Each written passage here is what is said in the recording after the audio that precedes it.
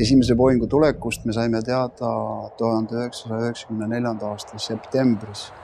Aga see lennuk erines nendest lennukitest, Tupolevidest, Jakovlevidest, millega me ennem olime lennanud, siiski päris tugevasti. Päris raske oli Ameerika instruktoritel meist mõnikord aru saada, sest me tegime asju, mida nemad ei mõistnud. Me küsisime mõnikord küsimusi, mida nad ei mõistnud, sellepärast et aerofloti ajal pidi piloot teadma lennukist peaaegu et iga kruvi ja iga releed.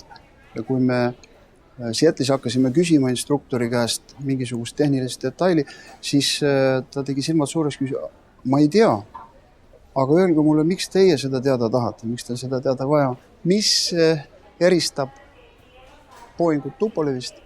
Mõlemad olid head lennukid. Boeinguga lendamine on lihtsam. Boeinguga lendamine on tehtud piloodile väga kergeks füüsiliselt ja ka väga lihtsaks tehniliselt.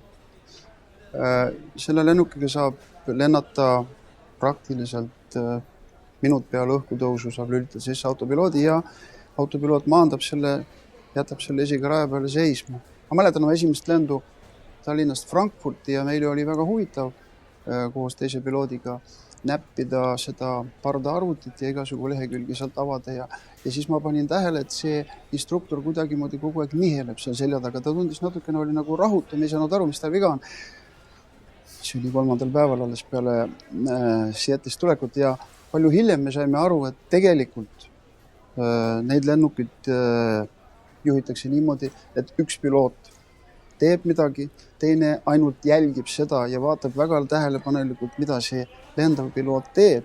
Ja kui ta näeb, et midagi hakkab valesti minema, siis ta peab kiiresti vastu näppe andma. Kõigepealt halbu lennukid ei ole olemas. Tähendab, halbu lennukid võib ehitada, halvad lennukid ei lenda.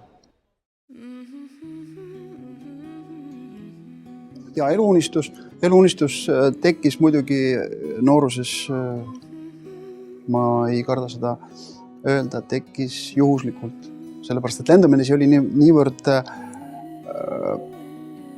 võimatu mingisuguse maapoisi jaoks asi, et see ei tulnud kunagi unistustesse isegi.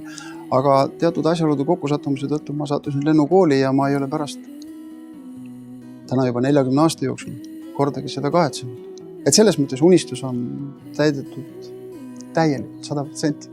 Ja see on ka see, millest ma kindlasti hakkan puudust tundma ja mida taga igatsema siis, kui ükskord enam ei saa kahjuks.